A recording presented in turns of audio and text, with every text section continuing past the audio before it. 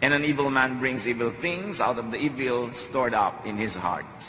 Kung ano daw ang laman ng puso, yun ang lumalabas sa bibig, lumalabas sa kilos, yun ang nagbubunga sa pang-araw-araw na buhay. Yung dati ay hindi nakikita, hindi nahihipong, iniisip lamang na emosyon, magkakaroon ito ng physical manifestation. Negative emotions become negative energies that block other energies, disrupting bodily functions and destroying tissues, causing disease. At ito'y sobrang dami ng patunay sa siyensya. At sinasabi yan sa Biblia, Proverbs 14:30, a heart of peace gives life to the body, but envy rots the bones. Pagpayapa ang loob, malusog ang katawan, pero pag may inggitin at marami mga negative emotions, masakit sa katawan, nagkakaroon ng karamdaman.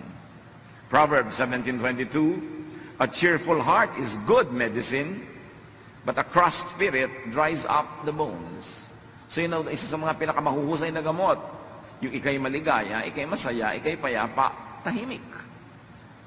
Na kung cheerful ka, kung ang iyong attitude is to find good in everything, to find happiness even in difficult situations, yung ikaw ay optimistic, hopeful, daig mo pa ang merong maintenance medicine. Negative emotions like sadness, loneliness, depression, anger, hatred, jealousy, envy, worry, fear, at kung ano pa, make you sick. Napatunayan na yan sa napakaraming mga experiments at mga observation in a scientific way. Pag mga negative ang emotions, madali magkasakit. So beware of social media na napakadali mong magalit, mainis na mga nababasa mo o napakadali mong manginis sa mga ipinopost mo. Very poisonous kung minsan yung pupunta ka lamang dyan kung ano-anong negative emotion na ang iyong madarama. So social media could be toxic, could be dangerous to your health pagka hindi ka nag-ingat at wala kang inner protection. Proverbs 15:13, a happy heart makes the face cheerful, but heartache crushes the spirit. Na pag ang tao ay masaya sa kanyang kalooban, hindi mo mailihim sa mukha. Ganon din pag siya nagselos, pag siya nagalit, kitang-kita mo sa mga tiklop ng mukha niya na siya ay galit. At pag umiibig din naman, hindi mailihim kung bakit mayroong kulot yung mga dulo ng mga labi sa pagngiti.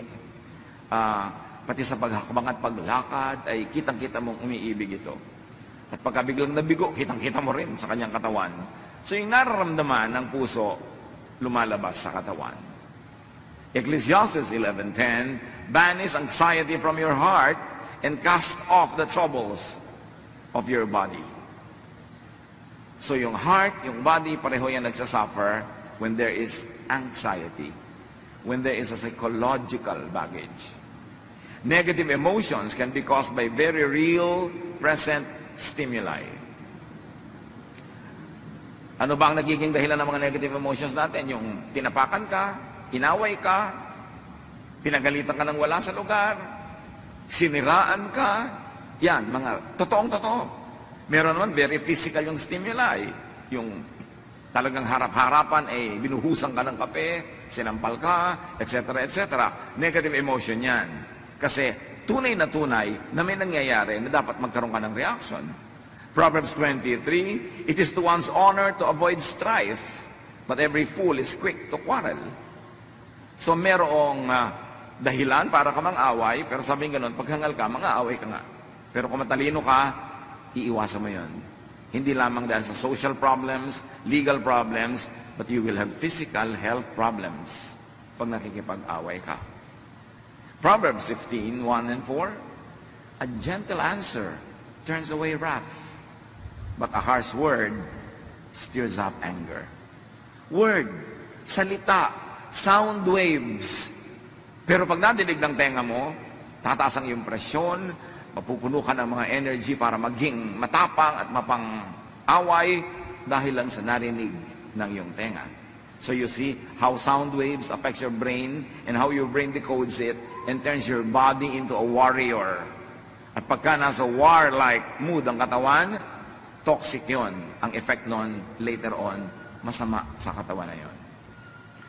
The soothing tongue is a tree of life, patuloy nung verse, but a perverse tongue crushes the spirit.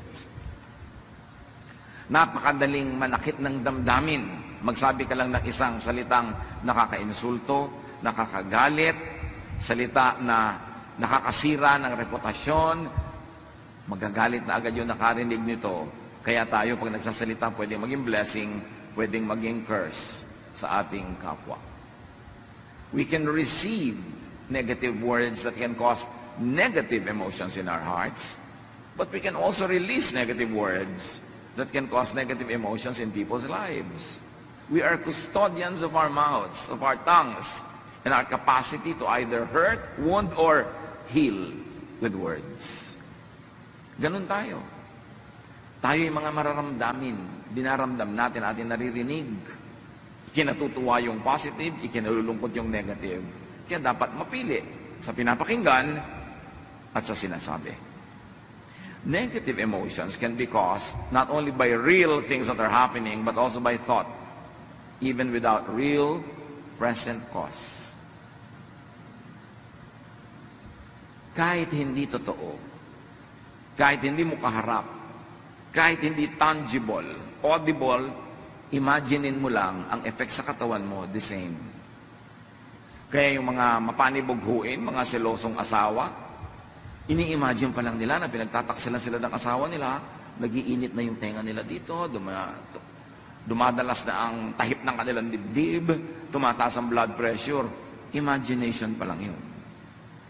Kasi hindi kinikilala ng katawan ang pagkakaiba ng tunay na nagaganap at nung nagaganap lang sa ating imagination. As far as your body is concerned, whether it is happening in real life or it's happening only in your imagination, the effect on the body is the same. Kaya binabantayan natin ang ating iniisip. Ang daming teaching sa Bible about watching what you think of. Mark 7:21 to 22, for it is from within, out of a person's heart, that evil thoughts come. All these evils come from inside and defile a person. That evil could be an outright evil thought, evil ideas against others, or it's evil against your own body, your well-being, your peace of mind. And sabi diyan, it comes from within you. It comes not from others, but from within you. Proverbs 4:23, be careful how you think. Your life is shaped by your thoughts. Hindi ka biktima ng mundo. Kasi kahit may mga taong napuputokan na ng lindol at mga bulkan, kung ang pag-iisip nila optimistic and hopeful, hindi sila nawawalan ng pag-asa, hindi sila nalulungkot, hindi sila bumibigay. Pero meron naman mga tao na blessing na nga ang dumadating, pero hindi sila kontento, lagi silang mareklamo, lagi silang naghahanap ng wala, magiging malungkot sila lagi. Malungkot ka kasi pinalulungkot ng sarili mong pag-iisip ang iyong sarili. Masaya ka, hindi dahil sa iba, kundi dahil masaya ka mag-isip at napasasaya ng isip mo kahit yung mga hindi naman masasayang mga tunay na nagaganap sa buhay. So it is all happening in the mind. The Bible calls it more often as in the heart. Ang iyong kasiyahan o kawalan nito, ang iyong ligaya o lungkot, depende kung paano ka mag-isip. Hindi depende sa nangyayari sa labas mo sa mundo. Be careful how you think. Your life, your health is shaped by your thoughts. Romans 10:9, if you declare with your mouth, Jesus is Lord, and believe in your heart that God raised Him from the dead, you will be saved. So here, the important message is, belief is thought and word that saves. Na pag nananalig ka, naliligtas ka. You see, what your thought can do, it can even save you. Because your faith saves you, and your faith is belief. Your belief is thought. You can think your way out of hell and you can think your way into hell. You can think your way into heaven, into salvation, when you believe. Kaya napakahalaga kung ano ang pinaniniwalaan, kung sino ang pinaniniwalaan, at sino ang sinusundan. Kasi yun ang magbibigay ng hugis, kulay, at tunog sa iyong pang-araw-araw na buhay. Proverbs 23:7, for as he thinks in his heart, so is he. Kung ano ang tunay mong pag-iisip, kung ano ang tunay mong pag-iisip tungkol sa iyong sarili, yun ka. Kaya napakahalaga na meron kang positive na pananaw sa sarili, hindi naman para maging mayabang, hindi para maging mapagmataas, kundi positive. I'm a child of God, mahal ako ng Diyos. Nagkakamali ako, nagkukulang ako, pero mahal pa rin ako ng Diyos. Pinapatawad ako ng Diyos. Gagawin ko ang lahat na magagawa ko para ituwid ang lahat, pero sa lahat ng kulang, pinupuno ako ng Diyos. Ang ending nun, masaya ka, kahit may kulang ka. Hindi mo ipinagdiriwang na kulang ka, kundi ipinagdiriwang mong merong pumupuno sa'yo. Your faith saves you. Your faith saves you not only from the punishment of sin, your faith also saves you from needless guilt, from worry, from fear. Kaya binabantayan natin kung ano yung pinapakinggan, sino ang sinusundan, kasi pwede tayong sumunod sa isang katuruan o guro na dadalhin tayo sa walang katapusang guilt, sa walang katapusang accusation, sa walang katapusang pagsasabing kulang tayo, masama tayo. Ano mangyayari sa pag-iisip mo tungkol sa iyong sarili? Dumadali para sa mga masasamang espiritong pasukin ng iyong puso kasi maraming fear, maraming negative emotions at yun ang kinakapitan ng mga masasamang espiritu. Negative emotions can be caused by remembrance of the negative past. Kuminsan, ang saya-saya mo lang ngayon, maayos na ang buhay mo, pero maalala mo lang kung paano ka naapi ng bata ka, kung paano ka naabuso, kung paano ka ganito at ganon, biglang nawawala ang saya mo, nagagalit ka, nagdaramdam, at meron pa, pwede kang itulak niyan para maghiganti, para gumawa ng mali, doon sa mga gumawa sa'yo ng mali, sa kadadali ng pag-iisip na yan. Aalisin ka niya sa blessedness, ibabalik ka niya sa state of curse. Kaya napakahalaga na yung mga negative past, ipatawad na, patawarin na, hugasan na ng dugo ni Jesus, itago na sa museum, huwag nang ungkat-ungkatin, huwag nang lagi pang bayaan na makaapekto sa buhay natin araw-araw, kasi hindi ka dapat maging bilanggo ng nakaraan, lalo't kung ang nakaraan ay di naman kagandahan. 2 Peter 1:5-9, make every effort to add to your faith goodness, and may add goodness in thought, and to goodness knowledge, in how to think, and to knowledge, self-control, which we read as thought control. Pag pinipigil mo ang iyong isip, mapipigil mo ang paglago ng mga bagay na hindi karapat-dapat para ikaw ay mapasama, mapahamak. Pag nagsisimula ka na magalit, control your thought. Change the topic. Pag nagsisimula ka na uling lumabas na naman ang kutakot-takot ng mga negative things, control your thought. Because if you don't control your thought will control you. And as you think, you become.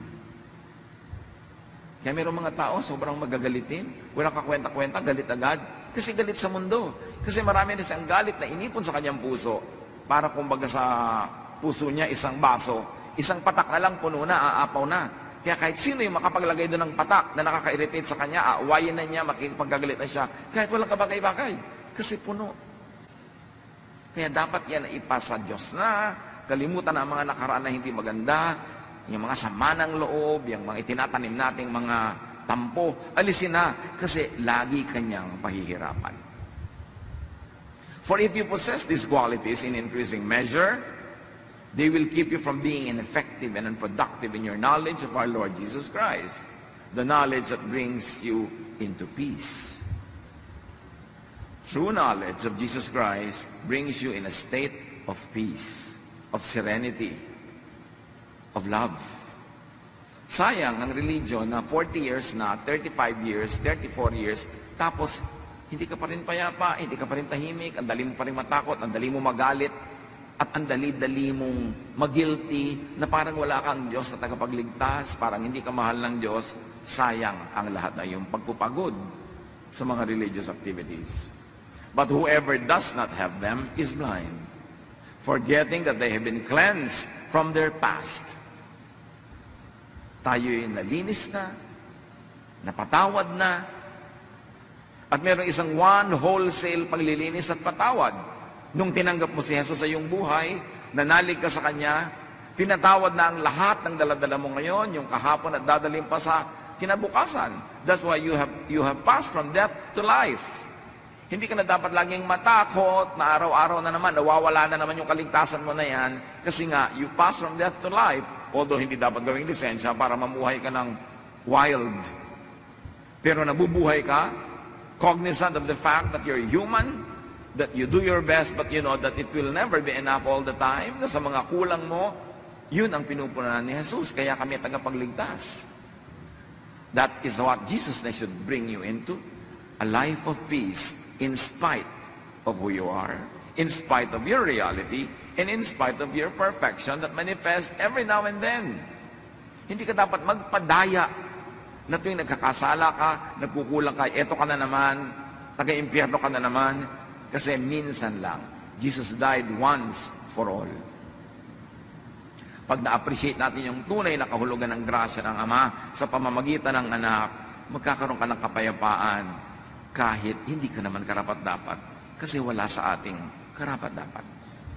Kaya luwalhati ng Diyos yung kanyang pagliligtas sa atin by grace, through our faith in the Lord Jesus Christ. Philippians 3:13, dahil sa mga napakaraming nakaraan na mabigat at masakit, one thing I do, forgetting what is behind and straining toward what is ahead. Ganyan daw dapat ang pamumuhay para magkaroon ka ng happiness. Kalimutan mo na yung hindi maganda, yung masakit sa nakaraan, at ang iyong pagsikapan ay yung makarating pa sa napakaraming magandang plano ng Diyos para sa iyo. Move toward what is immediately ahead. Huwag din naman yung too far off. Kasi pag sobrang layo din ng iyong projection, sobrang layo ng iyong iniisip, magwo-worry ka na naman yan.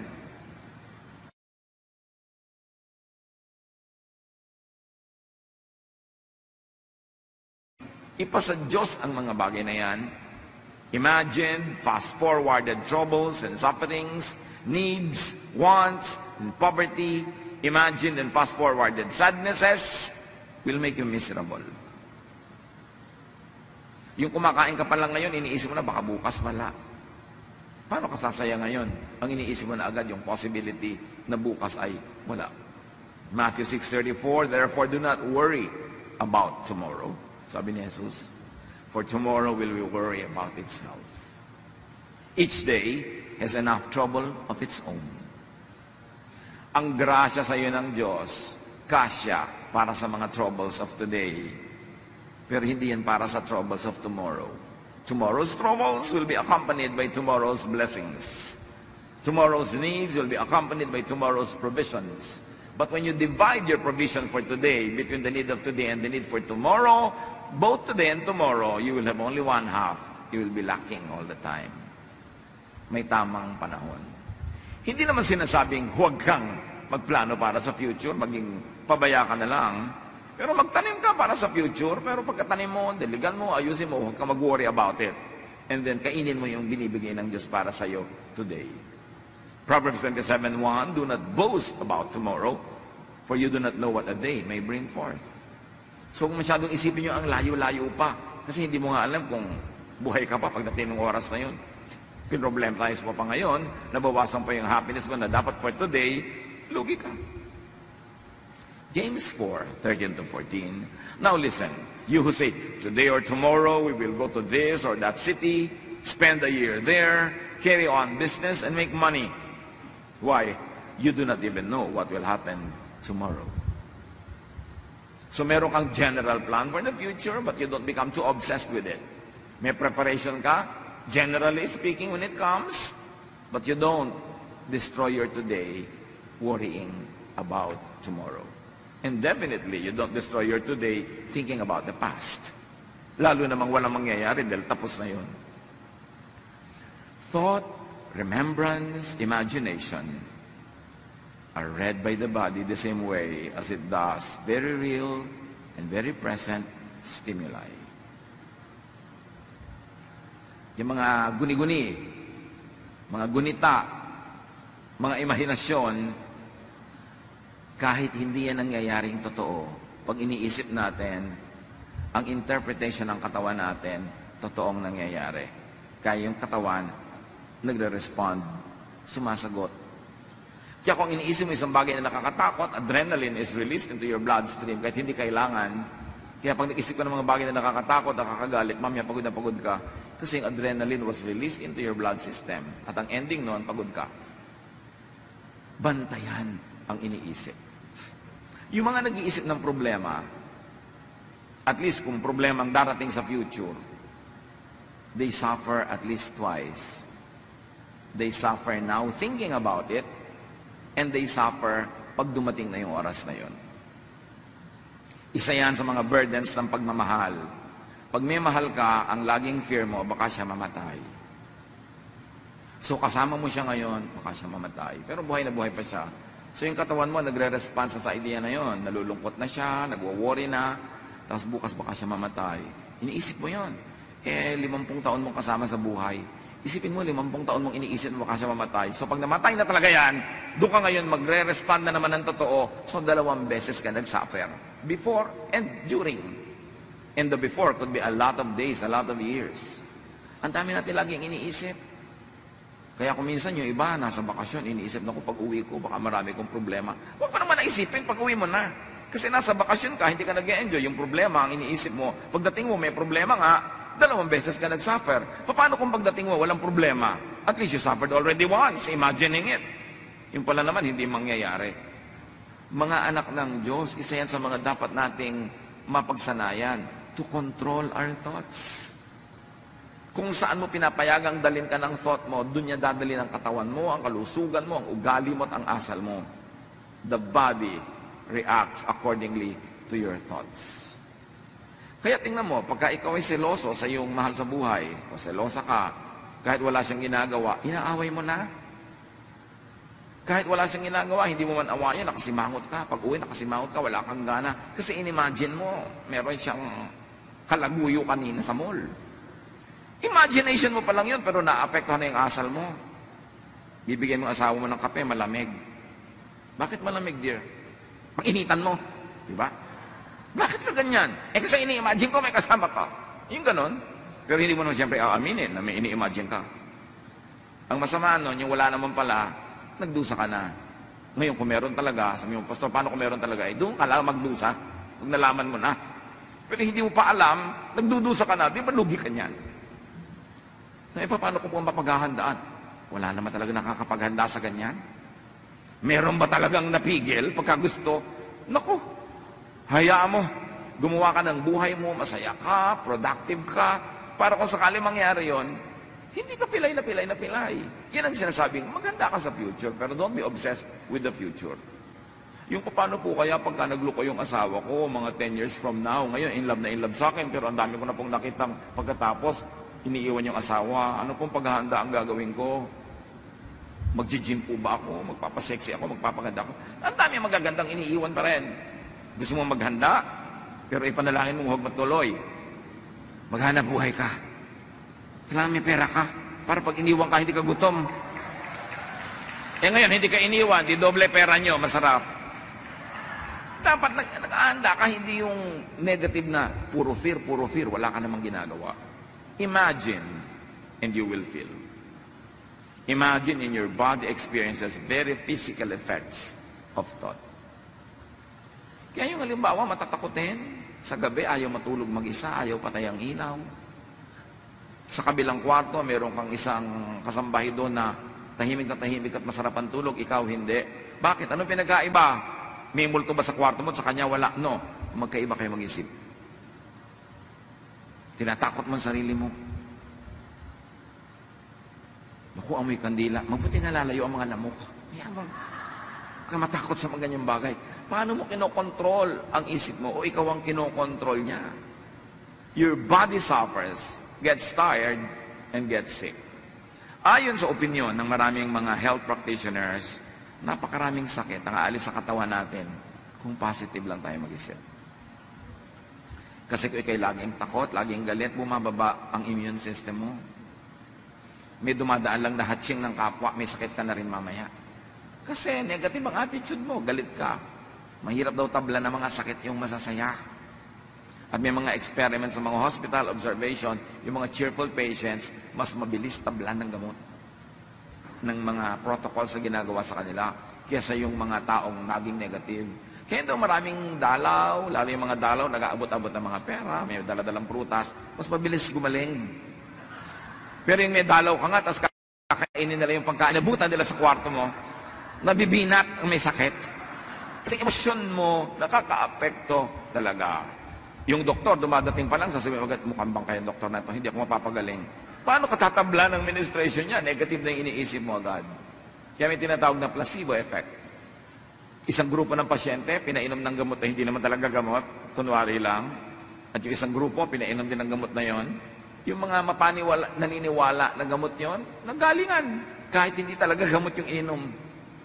Kasi yung pananalig mo, yung pag-iisip mo, takes command of your body.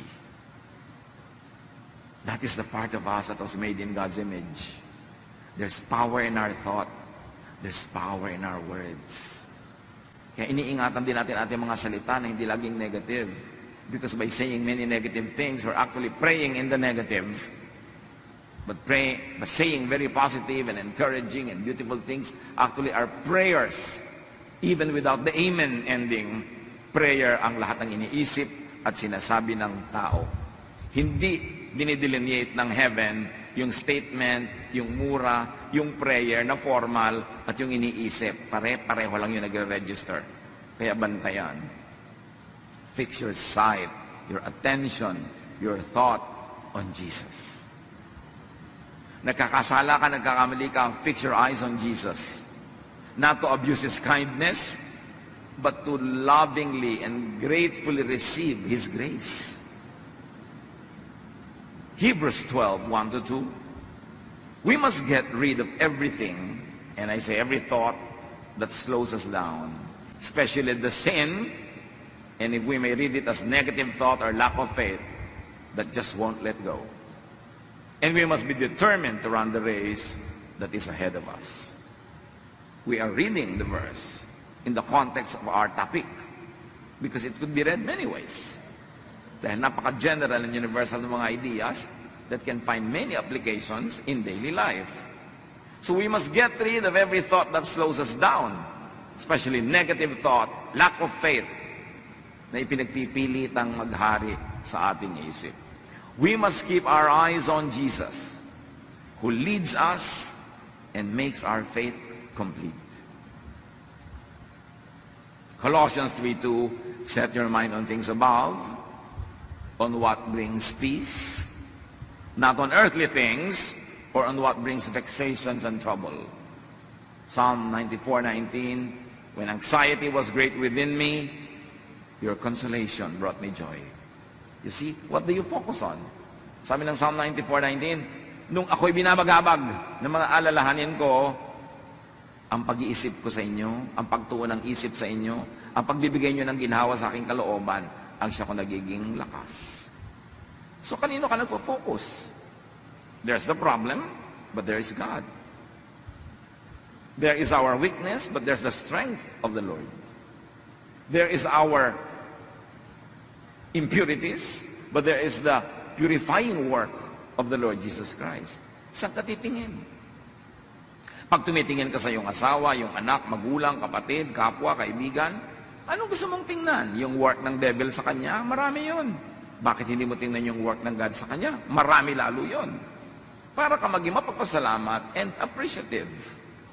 Kayong ating binasa kanina, 1 Samuel 16:23 sa simula, whenever the Spirit of God, the evil spirit from God bothered Saul, David would play his harp. Saul would relax and feel better, and the evil spirit would go away. Read the evil spirit as vexation. Probably envy, because Saul was envious of everyone around him, especially David. And then David was playing the harp. Anong nangyayari?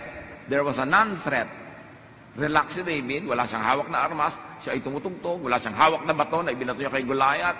So there's relaxation. And when there is a non-threat, when there is relaxation, evil spirit goes away. Meaning, peace and rest come instead. Pag inanalyze mo yan, in a very physical way, what drives away the evil spirit? Relaxation, trust, and the beauty of music, the beauty of a song. Kaya napakahalaga ng arts sa buhay natin. Kasi pag tayo nakakakitian ng magagandang bagay, nakakarinig ng magandang musika, pagka tayo ay naliligid ng mga taong nag-i-inspire sa atin na mag-relax, kasi sila ay non-threatening, non-competitive, what happens? Evil spirits go away. Whether those spirits are actual spirits or emotions that are very, very negative, that poetic writers of the Bible call evil spirits. Whether they are real evil spirits or symbolic, the same effect happens. When you relax, your demons go away. Kaya sa lifestyle natin, maganda naman na tayo ay busy, maganda na tayo productive, maganda na tayo maraming ginagawa, pero dapat marunong ka magpahinga. Kasi pag hindi ka napapahinga, pinamumugaran ng mga masasamang espiritu ang iyong utak. Kasi yung kulang ka sa tulog, kulang ka sa pahinga, madali ka magalit, tapos nagsiselos ka pa, nainggit sa iba, kay dali-dali mong akitin ng mga masasamang espiritu para pumasok sa isang magulong pag-iisip. At habang gumugulo yan, lalong dumadali sa kanila, naguluhin ka pa ng guluhin. That's why that trend has to be reversed. The cycle has to be escaped from, the cycle of negative feeling and negative ideas, at gawin itong positive. Romans 8:6, the mind governed by the flesh is death, but the mind governed by the Spirit is life and peace. Mind. Our mind is the biggest battleground. Pag natalo ka na sa loob ng isip, matatalo na ang iyong katawan, matatalo na ang iyong ugali, matatalo na ang ginagawa mo sa labas, at pakikitungo sa iba, talo ka na. Ang nananalo sa spirit, sa isip pa lang. Our battle is not against flesh and blood, but against powers, against principalities in the air, or if you like to say it, principalities and powers in the brain, in the mind. Yung mga umaagaw sa atin, sa ating pag-iisip, sa ating value system, sa ating behavior. Negative emotions make the body go in fight or flight mode, marshalling and expending precious energy, and they cause stress, imbalance, illness, and damage to the body. Mga kapatid, kung meron sa ating sakitin, may dumaan lang na ibon, may sakit ka na. May konting alalahanin lang, sobra ka ng inuubo. Laging masakit ang ulo, masakit ang bewang, masakit ang paa, masakit lahat. Paki-review ang paraan ng inyong pag-iisip. Baka kayo malungkotin, madrama, masuspetsa, maselos, lalo mainggitin. Napakarami mga mainggitin, lagi may sakit. Hindi nakakapagtaka yun.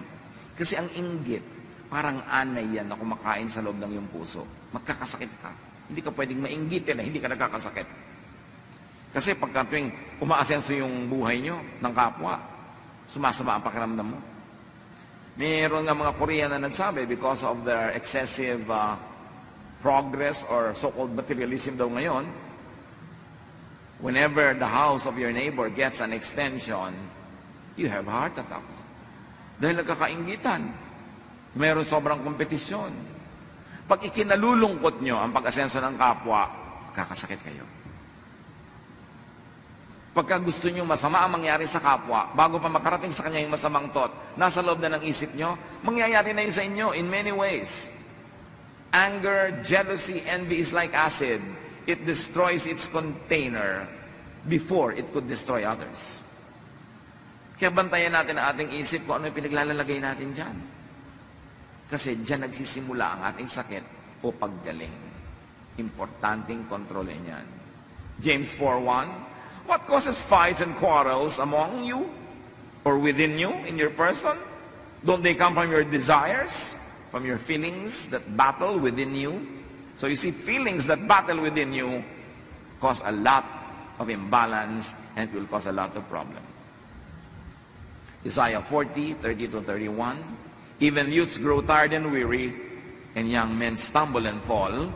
But those who hope in the Lord will renew their strength, will renew their thought, will renew their emotions, because those whose thoughts are in the Lord become well. They will soar on wings like eagles.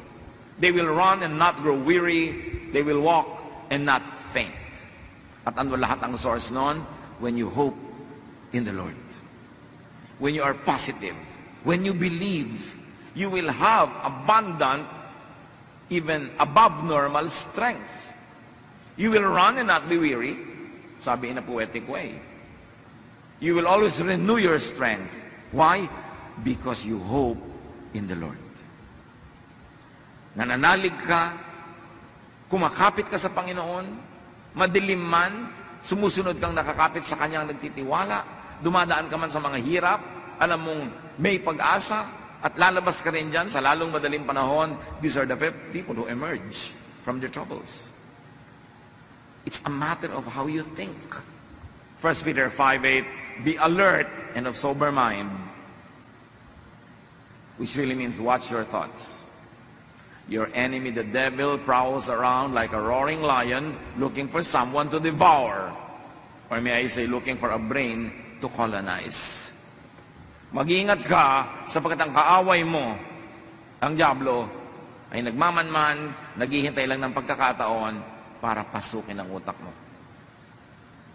Para ka bigyan ng doubt, para ka bigyan ng galit, bigyan ng inggit, bigyan ng kung ano-ano, para masira ang diskarte mo sa buhay at masira niya ang iyong katawan, ang iyong ugali, ang iyong relasyon sa mga tao. Sunod-sunod na yan, chain reaction. The mind is the devil's target. It is where the devil likes to dwell and rule. Kaya pag sinabi natin, thy kingdom come, thy will be done on earth as it is in heaven, we are saying, Lord, rule in our minds. Rule in our thought life. Kayo ang maghari sa paraan ng aking pag-iisip. Bantayan ko kung sinong pinatitira ko sa loob ng aking utak. So happiness is positive thoughts. Happiness is positive emotions. Ilagay nyo na ang title. Positive emotion. Hindi positive happenings. Kasi kahit positive ang happening, kung negative ang emotion mo, hindi ka pa rin happy. Pero kahit negative yung nangyayari sa labas, kung positive ang emotion mo, happy ka. So ang iyong kasiyahan, ang iyong kalungkutan, nasa iyong pag-iisip. Huwag mong sisihin ang mga Hapon at mga Kastila. Huwag mong sisihin ang buwan o ang mga planeta, nasa pag-iisip mo yan. And you must take control of your thought. You must never allow the devil to rule the way you think. Drive away negative emotions. And do not give time and space for such negative emotions. Sabi ng James 4:7, surrender to God. Resist the devil and he will run from you. Tanggihan mo at siya'y dali-daling aalis. Hindi mo kailangang makipag-away sa kay devil. Hindi mo kailangang makipagbuno sa kanya. Tanggihan mo lang. Kasi pag tumanggi ka sa pangalan ng Panginoon, wala siyang kalakas-lakas para ipagpilitan ang gusto niya mangyari. Proverbs 16:32, whoever rules his spirit is better than he who takes a city. Ang tunay na kapangyarihan at lakas ay hindi yung makapagwagi ka ng mga digmaan at magapi mo at ma-occupy mo ang mga cities. No, ang tunay na lakas yung nakokontrol mo ang iyong sariling isip.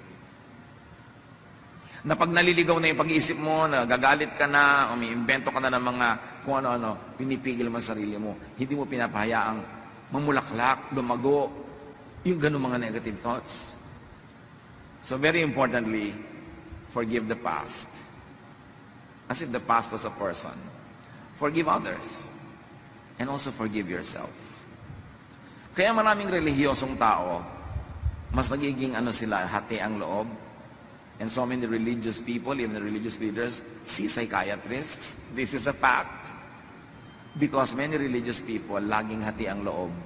Kasi meron silang iniisip na moral standards na dapat nilang maabot.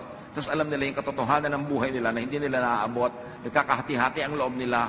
Nagpapanggap sila, nabubuhay sila sa pagkukunwari. Lalong nahahati ang loob nila. Lalo sila nagkakaroon ng mga psychological and emotional sicknesses. Kasi hindi nila nare-resolve na yes, God is holy. Yes, God is perfect. Yes, God is sinless. But God remembers that we are dust. Not a license to abuse it, but whenever your best falls short of God's glory, you know that God's Son, Jesus, His blood cleanses us from all sin.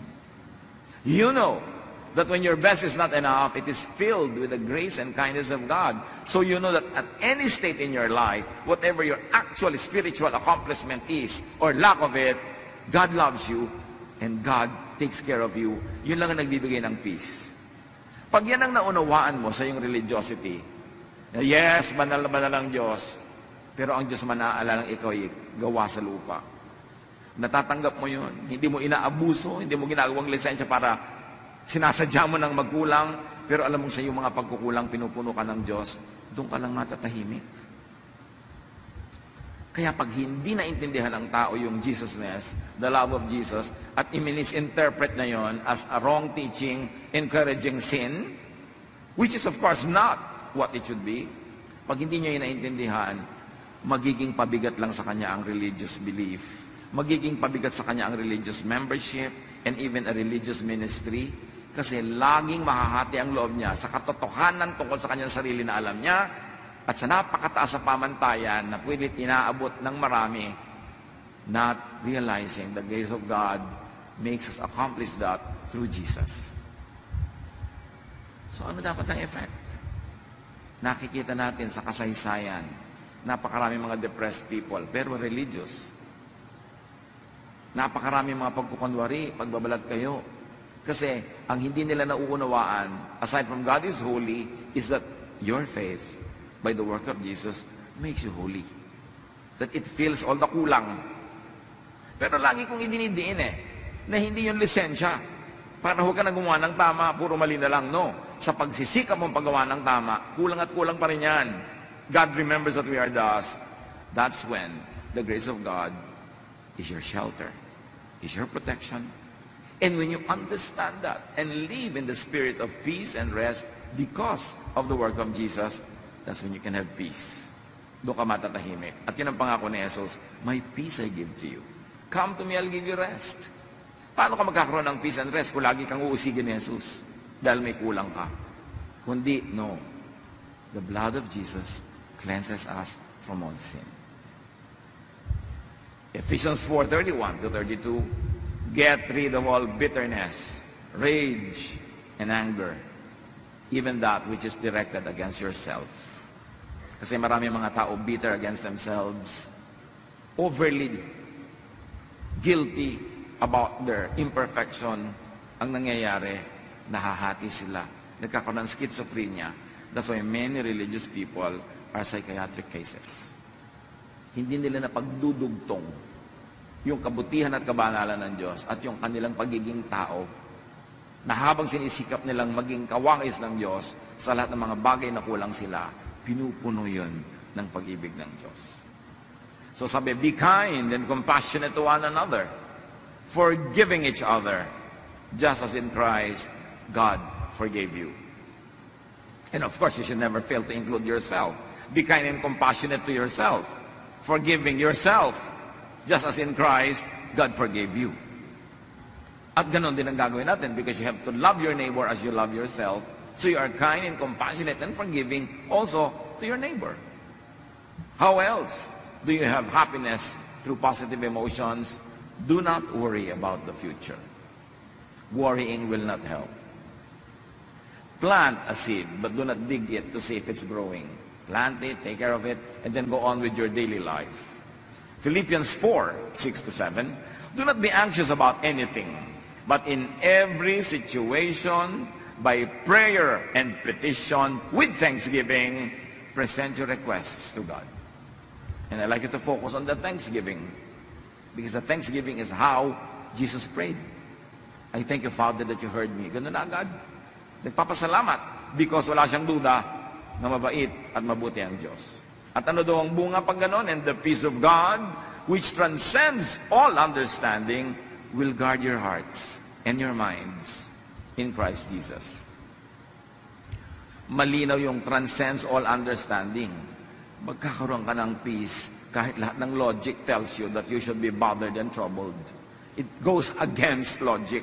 But yes, God will give you that peace when you trust in Him. So be positive, be hopeful about the future. Huwag niyong gamitin ang relihiyon na panakot about the future. Be positive and hopeful about it because God said, I will never leave you. I will never forsake you. Romans 12:12, be joyful in hope. So we fix our eyes not on what is seen, but on what is unseen. Since what is seen is temporary, but what is unseen is eternal. Mahalaga na mag-focus tayo doon sa sinasabi ng Diyos, hindi sa nakikita lang natin sa ating paligid. The unseen is more powerful than that which is seen, because what is seen is only physical. Philippians 4:8-9, whatever is true, noble, right, pure, lovely, whatever is admirable, if anything is excellent or praiseworthy, think about such things. Choose your focus. Kung mag-iisip ka na rin daw, pagtuunan mo kung ano yung totoo, ano yung marangal, ano yung tama, ano yung dalisay, ano yung maganda at kahanga-hanga. Yun ang isipin. Mag-iisip ka tungkol sa tao, yun ang isipin mo. Iisipin mo yung anak mo, yung asawa mo, magulang mo, yun ang isipin mo. Kasi hindi ka mauubusan ng makikitang magandang dapat ipagdiwang. Pero pag ang titingnan mo yung negative, nakakasama ng loob, nakakagalit, may makikita ka rin. So it's not a matter of what is there, but what you choose to see. That is what you will see. At sabi, and the God of peace will be with you. Pagka marunong kang pumili ng pagtutuunan ng pansin, ng usapan, ng iyong imagination, piliin mo kung ano yung nagpapasaya sa'yo. And the God of peace will be with you. Very importantly, to be happy, live in the now. Not in the past, not in the future, in the now. Yung needs mo now, meron niyang provision. Yung needs mo in the future, pag inisip mo ngayon, magwo-worry ka.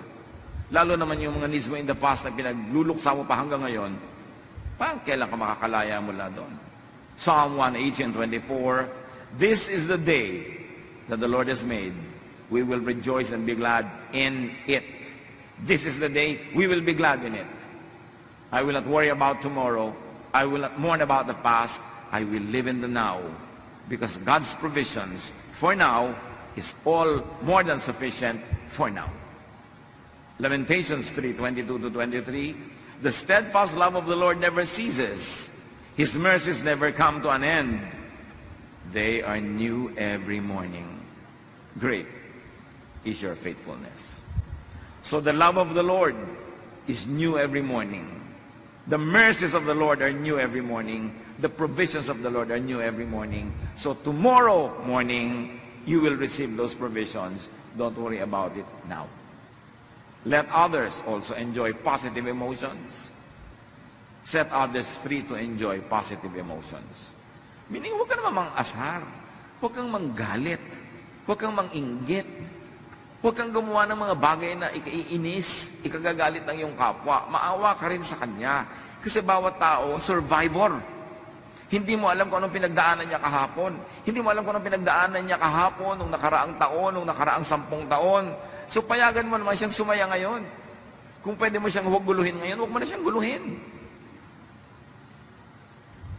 May namatay, halimbawa, alas 9 ng gabi, malayo yung namatay, kailangan mo pa talagang sabihin doon sa mga tao today, mismo ngayon, namatay si ano, hindi na sila makakatawa.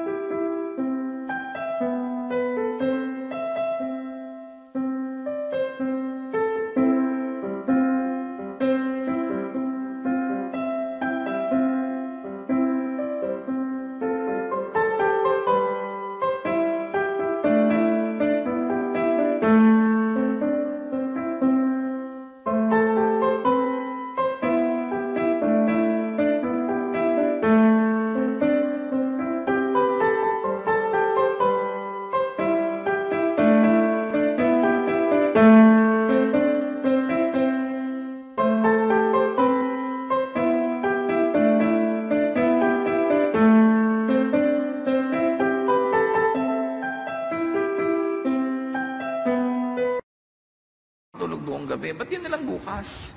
Total patay na. Hindi naman sila yung embalsamador. Hindi naman sila yung aayos ng mga arrangement. Ibabalita mo pa ngayon, maawa ka naman, patulugin mo na lang bukas na ng umaga, pwede ba? Kasi wala na namang maiiba eh. Hindi lang siya makakatulog buong gabi. Meron tayong mga komisan, makapagsalita ka lang, makapagbalita ka lang. Alam mo na makakagulo sa kapwa, pwede namang i-delay pa, ibibigay mo na agad. That's unkind. Unless stakeholder yung tao, unless yung kanyang immediate attention and knowledge of it would change and make things change for the better. Pero may mga bagay na ipinagpapabukas na. Kasi naaawa ka doon sa taong hindi na lang makakatulog ngayon. May mga bagay na hindi mo na ikinukwento. Yung mga, alam mo ba, doon sa kabilang mesa, pinag-uusapan ka, ganito ka daw, ganon. Ano magagawa niyo doon sa mga matatabil na dila na yon? Tapos itong tao, masaya, gagalitin mo, mawawala yung saya niya dahil pinaadating mo sa tenga niya yung mga nakakagalit na bagay na malaman man niya't hindi, cannot change the universe.